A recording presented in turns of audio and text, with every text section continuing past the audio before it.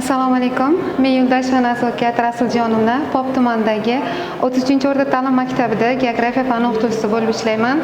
Hozirda aprel oyida pedagogik mahorat markazida tahsil olyapman.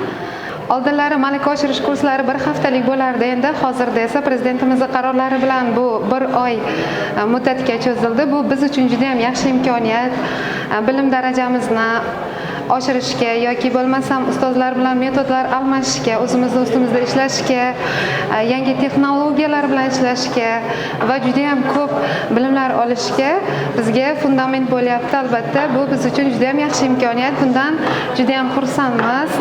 Imkoniyatlar juda ham katta. Xudo xolasa, bu olgan bilimlarimizni maktabga borib, o'quvchilarga alohida o'rgatib, o'zimiz ustimizda yuqori natijalar bilan ishlashimizga imkoniyat yaxshi deb o'ylayman.